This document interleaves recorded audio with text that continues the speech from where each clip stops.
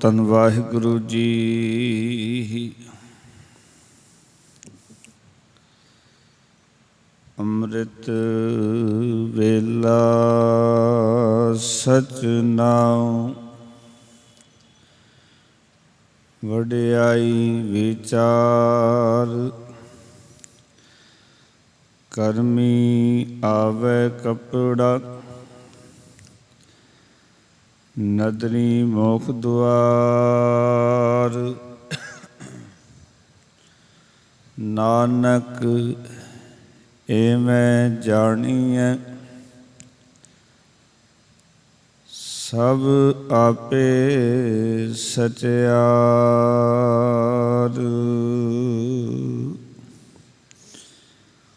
ਕੁਰਬਾਨ ਜਾਈ ਉਸ ਵੇਲਾ ਸੁਹਾਵੀ,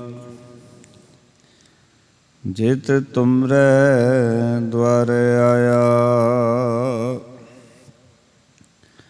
ਨਾਨਕ ਕੋ ਪ੍ਰਭ ਕਹਿ ਕਿਰਪਾਲਾ, ਸਤਿਗੁਰ ਪੂਰਾ ਪਾਇਆ। ਪਰਮ ਸਨਮਾਨਯੋਗ, जुगों जुग अटल शब्द गुरु बाणी के बोहित, धन धन श्री गुरु ग्रंथ साहब महाराज जी की पावन पवित्र पाक हजूरी विच सुभाईमान होए बैठे सतसंगी जनों, सतगुਰਾਂ ਦੀ ਅਪਾਰ ਕਿਰਪਾ ਸਦਕਾ ਭਗਤਾਂ ਦੀ ਬਾਣੀ ਨੂੰ ਵਿਚਾਰਨ ਦਾ ਸੁਭਾਗ ਸਮਾਂ ਪ੍ਰਾਪਤ ਹੋਇਆ। ਭਗਤਾਂ ਦੀ ਬਾਣੀ ਲੜੀਵਾਰ ਵਿਚਾਰ, ਜਿਵੇਂ ਜਿਵੇਂ ਰਾਗਾਂ ਦੇ ਵਿੱਚ ਭਗਤਾਂ ਦੀ ਬਾਣੀ ਦਰਜ ਹੈ,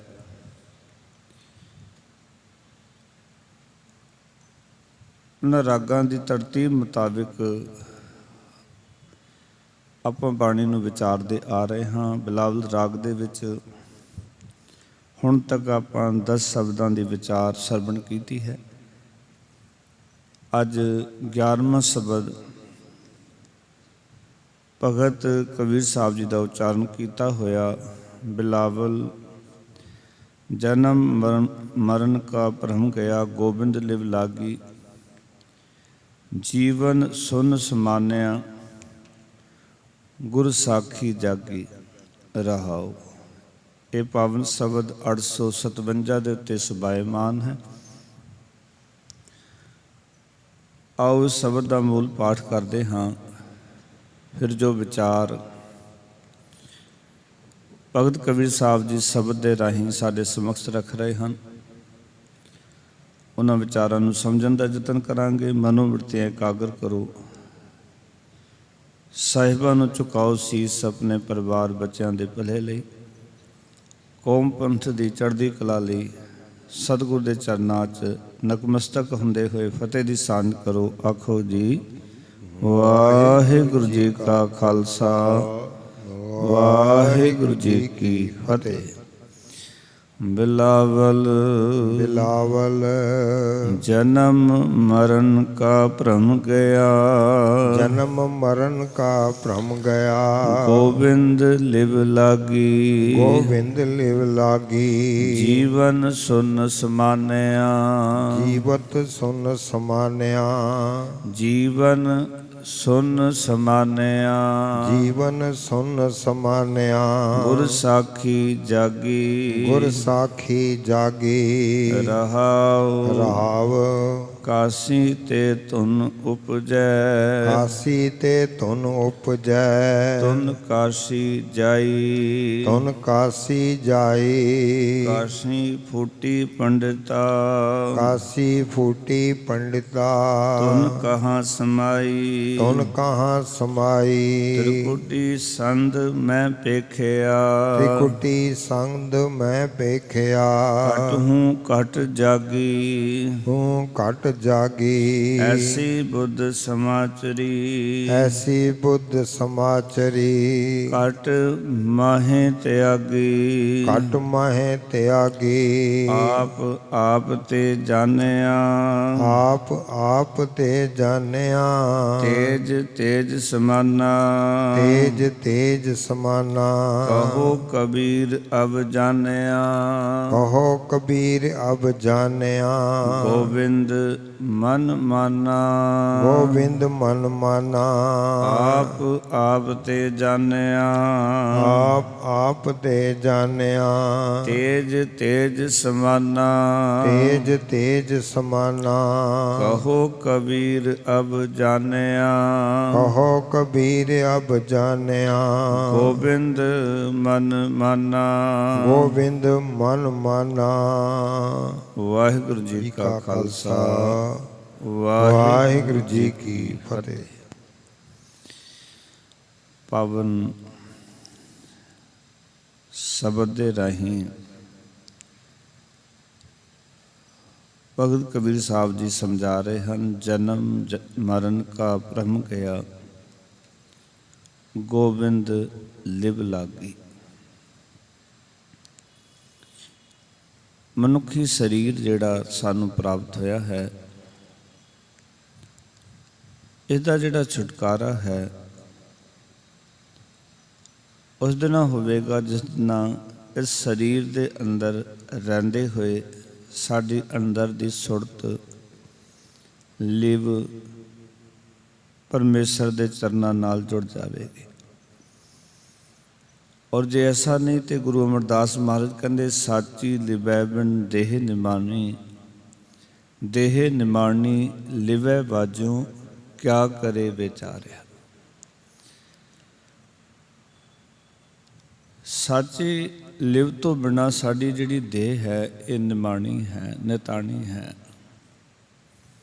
ਜੇ ਲਿਵ ਹੀ ਨਹੀਂ ਜੁੜੀ ਤੇ ਸਮਝ ਲਓ ਇਸ ਦੇਹ ਦਾ ਕੋਈ ਆਸਰਾ ਨਹੀਂ ਹੈ, ਕੋਈ ਸਹਾਰਾ ਨਹੀਂ ਹੈ। ਇਸ ਕਰਕੇ ਜਦੋਂ ਸਾਡੇ ਜੀਵਨ 'ਚ ਦੁੱਖ ਆਉਂਦਾ ਹੈ ਤੇ ਅਸੀਂ ਇੱਕ ਦੂਜੇ ਦਾ ਸਹਾਰਾ ਲੱਭਦੇ ਹਾਂ ਔਰ ਸਾਰਿਆਂ ਤੋਂ ਨਿਰਾਸ਼ ਹੋ ਜਾਂਦੇ ਹਾਂ।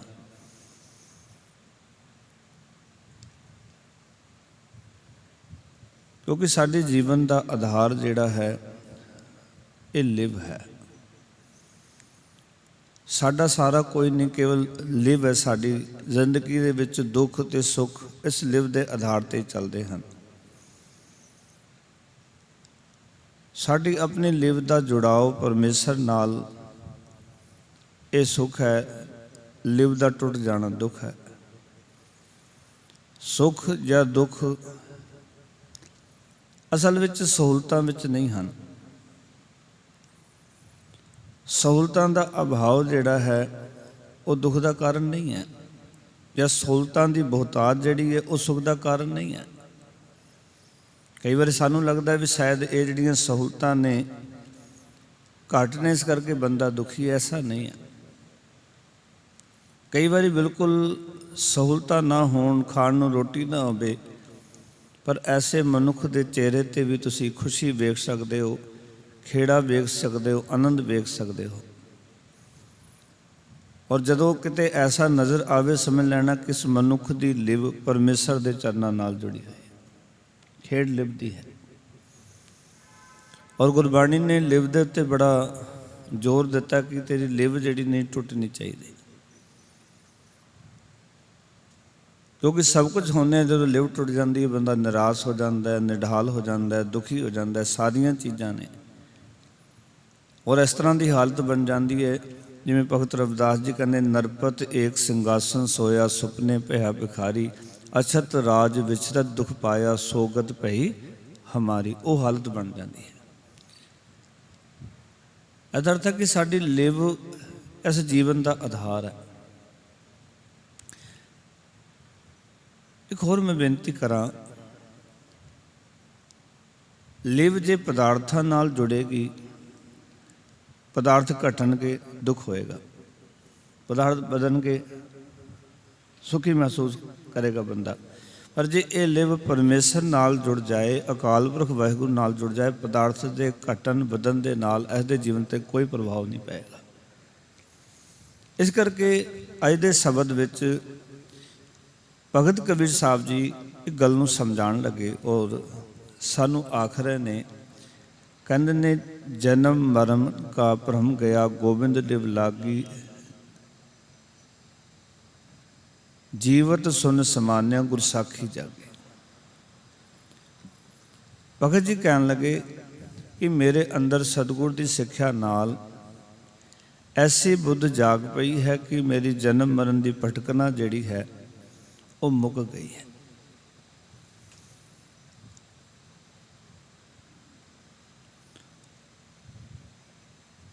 ਅਸਲ ਵਿੱਚ ਇਹ ਭਟਕਣਾ ਕਦੋਂ ਮੁੱਕੀ?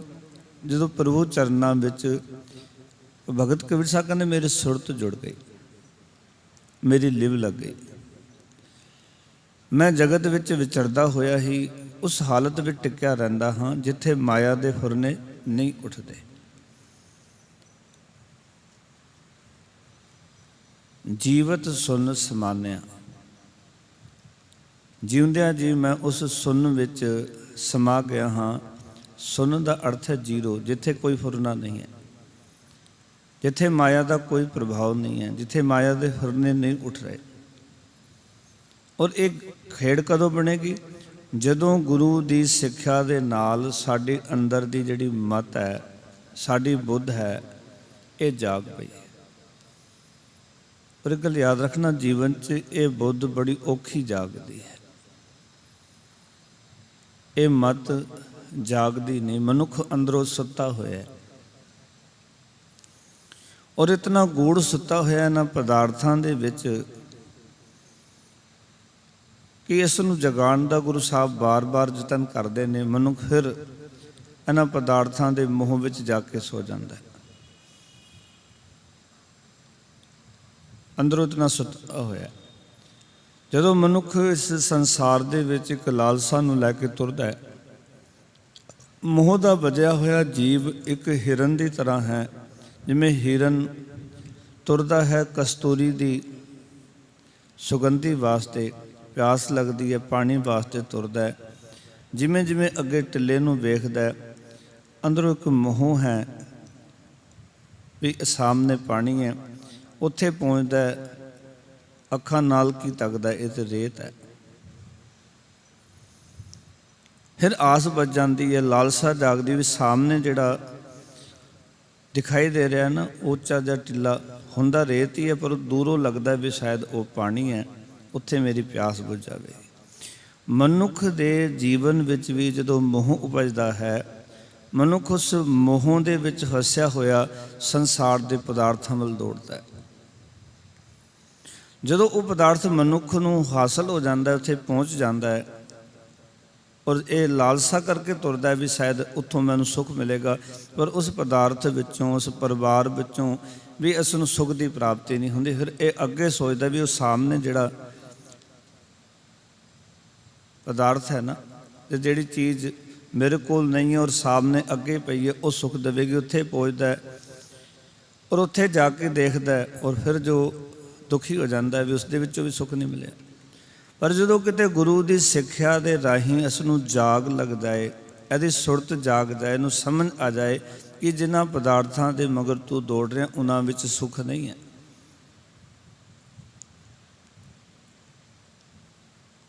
ਇਹ ਭੁਲੇਖਾ ਹੋ ਸਕਦਾ ਤੇਰਾ, ਕਿਉਂਕਿ ਮੁਕਤ ਮਾਲ ਕਨਕ ਲਾਲ ਹੀਰਾ, ਮਨ ਰੰਜਨ ਕੀ ਮਾਇਆ। ਮਨ ਪਰਚਾਵੇ ਦੇ ਸਾਧਨ ਤਾਂ ਹੋ ਸਕਦੇ ਸਿੱਖੋ, ਪਰ ਕੋਈ ਸੋਚੇ ਵੀ ਇਹ ਸੁੱਖ ਦੇ ਸਾਧਨ ਨੇ ਤੇ ਮਰ ਕਹਿੰਦੇ, ਇਹ ਫਿਰ ਤੇਰਾ ਭੁਲੇਖਾ ਹੈ।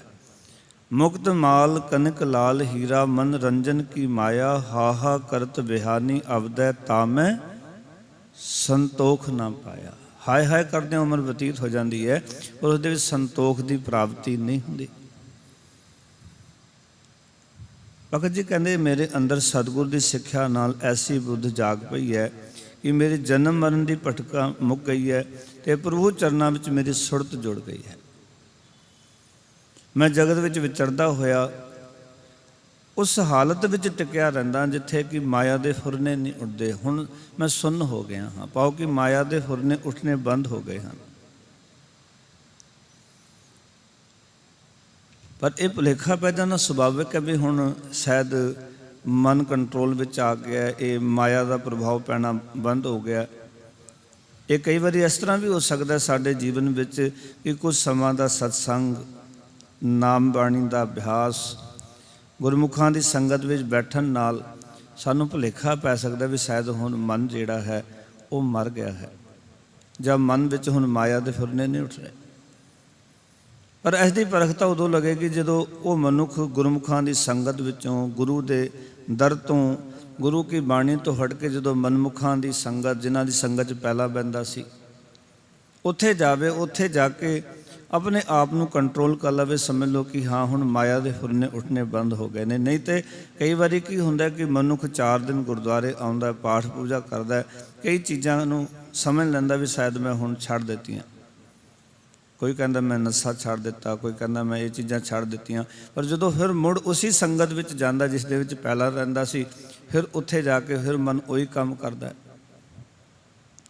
इसनूं भरतरी जोगी ने इदां लिखिया कि मैं जानिया मन मर गया, मर गयो अजहूं सो मरियो नाहीं। मैं सोचा भी शायद मेरा मन मर गया, तो भरतरी जोगी कहंदा पर मैं देखा मेरा मन मरिया नहीं। इस मन की हालत तो ऐसी है कि बरसा परी कुसंग सो दादर जो कटकाए। जिमें गर्मियां दे विच सरोवर सुक जाते हैं और जेड़े डड्डू बोलते सन लगता भी शायद डड्डू मर गए ने, बोलने बंद कर गए। पर जिमें बरसात शुरू होंदियां ने, सरोवर दे विचों पानी भरदा है, फिर डड्डू बोलना शुरू कर देंदे ने। इस तरह कहते मेरे मन की हालत है। कई बार सत्संग के प्रभाव नाल लगता है भी शायद ये मन काबू विच आ गया, कंट्रोल विच आ गया। फिर जदों फिर कुसंगत दे विच जाईदा फिर जाके ये मन बोलना शुरू कर दिंदा। एक शराबी 4 दिन शराब छड़ के जदों सत्संग च बहिंदा है, फिर जदों शराबियां की संगत जांदा है, फिर उत्थे जाके पीनी शुरू कर दिंदा है। माया दे फुरने फिर उठते हैं, विकारी फुरने फिर उठते हैं। ये तो गुरु की बड़ी कृपा होवे, पूर्ण तौर तो मत जाग जाए, समझ आ जाए भी वो जिहड़ा रस्ता मैं पहला चुनिया होया सी वो गलत है, जिहड़ा गुरु ने दस्सिया ये रस्ता ठीक है। पर इस रस्ते नूं दृढ़ करना पैना है, वो दृढ़ कर नहीं पाते। क्योंकि उदों ही असी जीवन विच सफल होवांगे जदों डिगै न डोलै दृढ़ कर रहो पूर्ण होए तृप्तानी।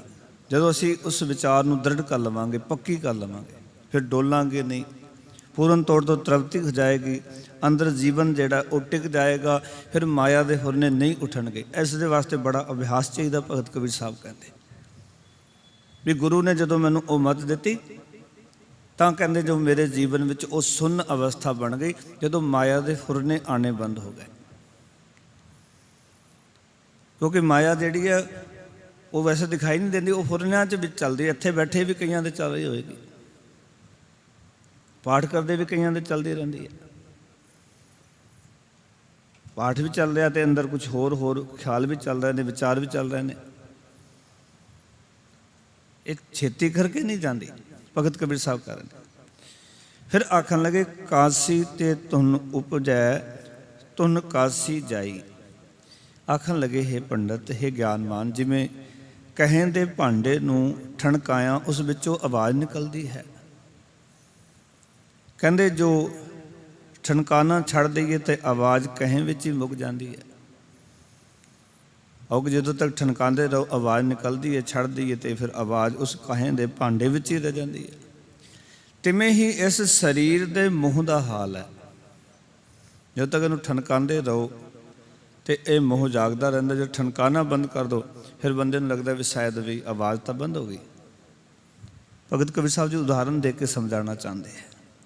ਕਾਂਸੀ ਤੇ ਧੁਨ ਉਪਜੈ ਤੁਨ ਕਾਸੀ ਜਾਈ, ਕਾਂਸੀ ਫੂਟੀ ਪੰਡਿਤਾ ਤੁਨ ਕਹਾਂ ਸਮਾਈ। ਆਖਣ ਲੱਗੇ ਜਦੋਂ ਦੀ ਬੁੱਧ ਜਾਗੀ, ਮੇਰਾ ਸਰੀਰ ਨਾਲੋਂ ਮੋਹ ਮਿਟ ਗਿਆ, ਤਾਂ ਮੇਰਾ ਇਹ ਮੋਹ ਮਾਇਕ ਪਦਾਰਥਾਂ ਨਾਲ ਜਿਹੜੀ ਭਟਕਣਾ ਵਾਲਾ ਭਾਂਡਾ ਸੀ ਨਾ, ਇਹ ਟੁੱਟ ਗਿਆ, ਭੱਜ ਗਿਆ। ਤੈਨੂੰ ਹੁਣ ਪਤਾ ਨਹੀਂ ਕਿ ਤ੍ਰਿਸ਼ਨਾ ਦੀ ਆਵਾਜ਼ ਕਿੱਥੇ ਜਾ ਕੇ ਗੁੰਮ ਹੋ ਗਈ ਹੈ, ਇਹ ਤ੍ਰਿਸ਼ਨਾ ਕਿੱਥੇ ਚਲੀ ਗਈ। ਪਾਓ ਕਿ ਹੁਣ ਮੇਰੇ ਜੀਵਨ 'ਚੋਂ ਤ੍ਰਿਸ਼ਨਾ ਜਿਹੜੀ ਸੀ ਉਹ ਮੁੱਕ ਗਈ ਹੈ।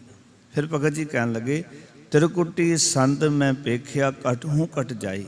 ਸਤਿਗੁਰ ਦੀ ਸਿੱਖਿਆ ਨਾਲ ਬੁੱਧ ਜਾਗਣ ਤੇ ਮੈਂ ਅੰਦਰਲੀ ਜਿਹੜੀ ਖਿੱਚ ਸੀ ਉਹ ਦੂਰ ਕਰ ਲਈ ਹੈ, ਤੇ ਹੁਣ ਮੈਨੂੰ ਹਰੇਕ ਘਟ ਵਿੱਚ ਪ੍ਰਭੂ ਦੀ ਜੋਤ ਜਗਦੀ ਦਿਸ ਰਹੀ ਹੈ।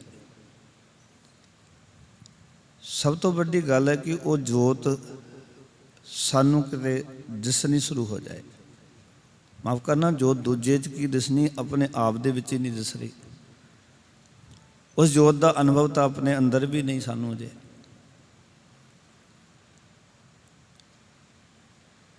ਭਗਤ ਜੀ ਕਹਿੰਦੇ ਉਹ ਜੋਤ ਮੈਨੂੰ ਹੁਣ ਦਿਸਣ ਲੱਗ। ਤਿਰਗੁਟੀ ਸੰਦ ਮੈਂ ਪੇਖਿਆ, ਘਟ ਹੂੰ ਘਟ ਜਾਕੀ, ਐਸੀ ਬੁੱਧ ਸਮਾਚਰੀ, ਘਟ ਮਾਹੇ ਤਿਆਗੀ। ਮੇਰੇ ਅੰਦਰ ਐਸੀ ਮਤ ਪੈਦਾ ਹੋ ਗਈ ਕਿ ਮੈਂ ਅੰਦਰੋਂ ਕਹਿੰਦੇ ਨੇ ਵਿਰਕਤ ਹੋ ਗਿਆ ਹਾਂ। ਆਓ ਕਿ ਮੇਰੇ ਅੰਦਰ ਹੁਣ ਫੁਰਨੇ ਆਣੇ ਬੰਦ ਹੋ ਗਏ ਹਨ। ਮਾਇਆ ਵਾਲੇ ਖਿਆਲ, ਮਾਇਆ ਦਾ ਮੋਹ ਇਹ ਜੀਵਨ 'ਚੋਂ ਮੁੱਕ ਗਿਆ ਹੈ। ਔਰ ਜਦੋਂ ਅਸੀਂ ਇਸ ਗੱਲ ਨੂੰ ਚੰਗੀ ਤਰ੍ਹਾਂ ਸਮਝ ਲਵਾਂਗੇ, ਉਸ ਵੇਲੇ ਸਾਡੇ ਜੀਵਨ ਦੇ ਵਿੱਚ ਇੱਕ ਐਸੀ ਕ੍ਰਾਂਤੀ ਆਵੇਗੀ ਕਿ ਜਦੋਂ ਅਸੀਂ ਜੀਵਨ ਦੇ ਵਿੱਚ ਜਿਉਂਦੇ ਹੋਏ ਸੰਸਾਰ ਦੇ ਇਹਨਾਂ ਪਦਾਰਥਾਂ ਦੇ ਵਿੱਚ ਮਗਨ ਹੋਣ ਦੀ ਥਾਂ ਪ੍ਰਭੂ ਦੇ ਨਾਮ ਦੇ ਵਿੱਚ ਮਗਨ ਹੋਵਾਂਗੇ, ਮਸਤ ਹੋਵਾਂਗੇ। ਉੱਥੋਂ ਆਨੰਦ, ਉਸ ਨਾਮ ਦੇ ਵਿੱਚੋਂ ਆਨੰਦ ਦੀ ਪ੍ਰਾਪਤੀ ਹੋਵੇਗੀ।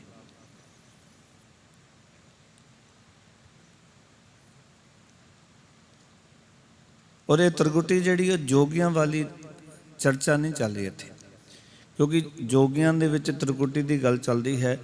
ਮੱਥੇ ਵਿੱਚ ਜਿਹੜੀਆਂ ਰੇਖਾਵਾਂ ਨੇ ਇਹ ਉਹ ਤ੍ਰਿਕੁਟੀ ਨਹੀਂ ਹੈ। ਜਿਹੜੀਆਂ 3 ਬਿੰਗੀਆਂ ਮਨੁੱਖ ਦੇ ਮੱਥੇ ਉੱਤੇ ਰੇਖਾਵਾਂ ਪੈ ਜਾਂਦੀਆਂ ਨੇ, ਇਹ ਉਹ ਲਕੀਰਾਂ ਨਹੀਂ ਹਨ।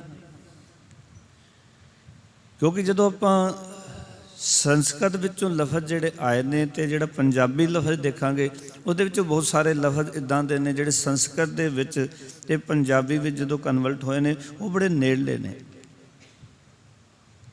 ਜਿਵੇਂ ਸੰਸਕ੍ਰਿਤ ਵਿੱਚ ਕਹਿੰਦੇ ਨਿਕਟੀ ਹੋਏ ਦਿਖਾਵੇ, ਪੰਜਾਬੀ ਵਿੱਚ ਆਪਾਂ ਨੇੜੇ ਕਹਿੰਦੇ ਆ।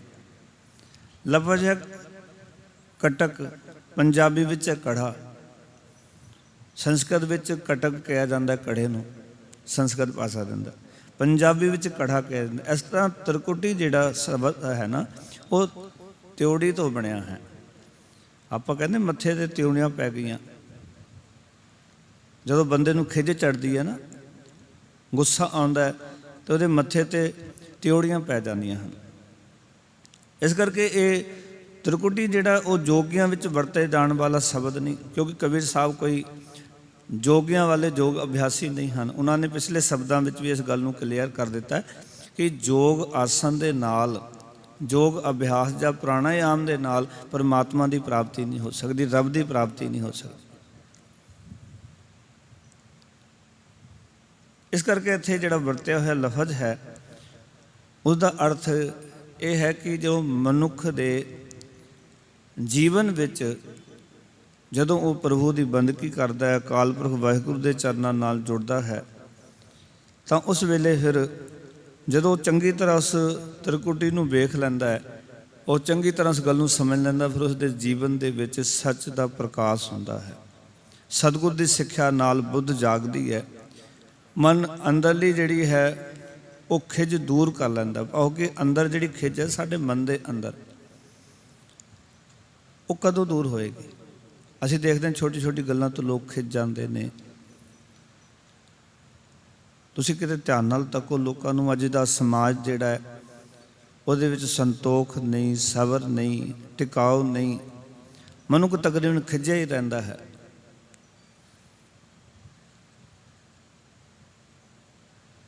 ਪਰ ਸਤਿਗੁਰ ਦੀ ਜਦੋਂ ਸਿੱਖਿਆ ਕਿਤੇ ਨੂੰ ਪ੍ਰਾਪਤ ਹੋ ਜਾਏ ਔਰ ਸਾਡੀ ਇਹ ਬੁੱਧ ਜਾਗ ਜਾਏ, ਸਤਿਗੁਰ ਦੀ ਜਿਹੜੀ ਸਿੱਖਿਆ ਉਹ ਸਾਨੂੰ ਐਸੀ ਬੁੱਧ ਦਿੰਦੀ ਹੈ, ਐਸਾ ਗਿਆਨ ਦਿੰਦੀ ਹੈ ਕਿ ਇਹ ਜੋ ਕੁਝ ਵਰਤਾਰਾ ਵਰਤ ਰਿਹਾ ਹੈ, ਫਿਰ ਸਾਨੂੰ ਉਹਦੇ ਤੇ ਖਿਜ ਨਹੀਂ ਚੜੇਗੀ। ਜਦੋਂ ਅਸੀਂ ਇਸ ਗੱਲ ਨੂੰ ਸਮਝ ਲਾਂਗੇ ਕਿ ਜੋ ਬੋਲਤ ਹੈ ਮਰਖ ਮੀਨ ਪੰਖੇਰੂ, ਮੱਛੀ ਬੋਲ ਰਹੀ ਹੈ, ਦੀਪ ਬੋਲ ਰਹੇ ਨੇ, ਕਈ ਵਾਰੀ ਕਾਂ ਬੋਲ ਰਿਹਾ, ਕੋਈ ਵੀ ਪਸ਼ੂ ਪੰਛੀ ਬੋਲ ਰਿਹਾ, ਉਹ 'ਤੇ ਖਿਜ ਚੜ੍ਹ ਜਾਂਦੀ ਹੈ। ਮੰਨ ਲਓ ਅਸੀਂ ਜਾ ਰਹੇ ਤੁਰੇ, ਕਿਸੇ ਨੇ ਹੋਰਨ ਮਾਰ ਦਿੱਤਾ, ਸਾਨੂੰ ਖਿਜ ਚੜ੍ਹ ਜਾਂਦੀ ਹੈ। ਅਸੀਂ ਜੇ ਸਮਝ ਲਾਂਗੇ ਇਹ ਪਰਮਾਤਮਾ ਦੇ ਰੂਪ ਦੇ ਵਿੱਚ ਹੀ ਸਭ ਕੁਝ ਵਰਤਾਰਾ ਵਰਤ ਰਿਹਾ, ਆਪਣੇ ਦੇਖਣ ਦੀ, ਆਪਣੇ ਸੁਣਨ ਦੀ, ਆਪਣੀ ਸਮਝਣ ਦੀ ਬਿਰਤੀ ਹੈ। ਜੇ ਆਪਾਂ ਗੁਰੂ ਕੋਲੋਂ ਇਹ ਬਿਰਤੀ ਸਿੱਖਾਂਗੇ ਨਾ, ਤੇ ਜੋ ਵਰਤਾਰਾ ਵਰਤ ਰਿਹਾ ਸੰਸਾਰ ਵਿੱਚ, ਜਦੋਂ ਆਪਾਂ ਗੁਰੂ ਸਾਹਿਬ ਦੀ ਬੁੱਧ ਲੈ ਲਵਾਂਗੇ, ਫਿਰ ਸਾਨੂੰ ਲੱਗੇਗਾ ਵੀ ਇਹ ਸਭ ਕੁਝ ਪਰਮਾਤਮਾ ਹੀ ਕਰ ਰਿਹਾ ਤੇ ਪਰਮਾਤਮਾ ਹੀ ਬੋਲ ਰਿਹਾ, ਇਹ ਪਰਮਾਤਮਾ ਦੀ ਹੀ ਸਾਰੀ ਖੇਡ ਹੈ। ਫਿਰ ਸਾਨੂੰ ਖਿਜ ਨਹੀਂ ਚੜੇਗੀ। ਪਰ ਇਹ ਕਹਿੰਦੇ ਬੰਦਾ ਕਿਉਂ ਕਰ ਰਿਹਾ, ਇਹ ਕਿਉਂ ਕਰ ਰਿਹਾ, ਮੈਂ ਗਲਤੀ ਕਰਾਂ ਤੇ ਕੋਈ ਗੱਲ ਨਹੀਂ, ਪਰ ਦੂਜਾ ਗਲਤੀ ਕਿਉਂ ਕਰ ਰਿਹਾ?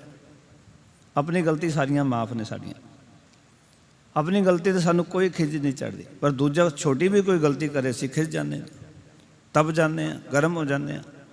ਭਗਤ ਕਬੀਰ ਸਾਹਿਬ ਕਹਿੰਦੇ ਸਤਿਗੁਰੂ ਦੀ ਸਿੱਖਿਆ ਦੇ ਨਾਲ ਬੁੱਧ ਜਾਗਣ ਦੇ ਨਾਲ ਕੀ ਹੋਇਆ ਕਿ ਮੇਰੇ ਅੰਦਰਲੀ ਜਿਹੜੀ ਖਿਜ ਸੀ ਨਾ ਉਹ ਦੂਰ ਹੋ ਗਈ। ਤ੍ਰਿਕੁਟੀ ਸੰਤ ਮੈਂ ਪੇਖਿਆ ਘਟ ਹੂੰ ਘਟ ਜਾਗੀ, ਤੇ ਹੁਣ ਮੈਨੂੰ ਹਰੇਕ ਘਟ ਵਿੱਚ ਪ੍ਰਭੂ ਦੀ ਜੋਤ ਜਗਦੀ ਦਿਸ ਰਹੀ ਹੈ। ਇਸ ਨੂੰ ਬਹੁਤ ਬਰੀਕੀ ਨਾਲ ਸਮਝਾਂਗੇ ਨਾ। ਹਵਾ ਚੱਲ ਰਹੀ ਹੈ, ਜਿਹੜਾ ਕਿ ਰੱਬ ਦਾ ਪਿਆਰਾ ਹੈ, ਉਹ ਹਵਾ ਦੇ ਵਿੱਚ ਵੀ ਰੱਬ ਨੂੰ ਦੇਖ ਲੈਂਦਾ ਹੈ ਵੀ ਰੱਬ ਇਸ ਦੇ ਵਿੱਚ ਵੀ ਤੂੰ ਵਰਤ ਰਿਹਾ, ਇਹ ਰਵਾਨਗੀ ਤੇਰੇ ਕਰਕੇ ਹੀ ਹੈ ਸਾਰੀ। ਔਰ ਜਿਸ ਨੇ ਨਹੀਂ ਵੇਖਣਾ ਉਹਨੇ ਜੋ ਹਰ ਗਲਤੀ ਰੱਬ ਨੂੰ ਦੋਸ਼ੀ ਠਹਿਰਾਈ ਜਾਣਾ ਕਿ ਇਹ ਰੱਬ ਕੀ ਕਰ ਰਿਹਾ। ਸਗੋਂ ਗੁਰਮਤਿ ਦੇ ਅੰਦਰ ਜੋ ਰੱਬੀ ਖੇਡ ਹੈ, ਇਸ ਵਿਚਾਰਧਾਰਾ ਨੂੰ ਗੁਰੂ ਸਾਹਿਬ ਨੇ ਸਾਡੇ ਸਾਹਮਣੇ ਰੱਖ ਕੇ ਔਰ ਸਾਨੂੰ ਦੱਸਿਆ ਕਿ ਹਰ ਇੱਕ ਘੜ ਵਿੱਚ ਰੱਬ ਨੂੰ ਵੇਖ। ਔਰ ਜਦੋਂ ਐਸੀ ਮਤ ਤੇਰੇ ਅੰਦਰ ਪੈਦਾ ਹੋ ਜਾਵੇਗੀ, ਤੇਰੇ ਅੰਦਰ ਫਿਰ ਜੋ ਇਹ ਵਿਰਕਤਪਣਾ ਦਾ ਜਨਮ ਹੋਏਗਾ, ਤੂੰ ਵਿਰਕਤ ਹੋ ਜਾਏਗਾ, ਉਪਰਾਮ ਹੋ ਜਾਏਗਾ। ਫਿਰ ਭਗਤ ਜੀ ਕਹਿੰਦੇ ਨੇ ਆਪ ਤੇ ਜਾਣਿਆ ਤੇਜ ਤੇਜ ਸਮਾਨਾ, ਕਹੋ ਕਬੀਰ ਅਵ ਜਾਣਿਆ ਗੋਬਿੰਦ ਮਨ ਮਾਨਾ। ਹੁਣ ਮੈਂ ਅੰਦਰੋਂ ਆਪਣੇ ਆਪ ਦੀ ਸੂਝ ਮੈਨੂੰ ਪੈ ਗਈ ਹੈ, ਮੇਰੀ ਜੋਤ ਰੱਬੀ ਜੋਤ ਵਿੱਚ ਜਾ ਕੇ ਸਮਾ ਗਈ ਹੈ। ਕਬੀਰ ਸਾਹਿਬ ਆਖਦੇ ਨੇ ਮੈਂ ਹੁਣ ਗੋਬਿੰਦ ਨਾਲ ਜਾਣ ਪਛਾਣ ਪਾ ਲਈ ਹੈ ਤੇ ਮੇਰਾ ਮਨ ਗੋਬਿੰਦ ਨਾਲ ਗਿੱਝ ਗਿਆ ਹੈ।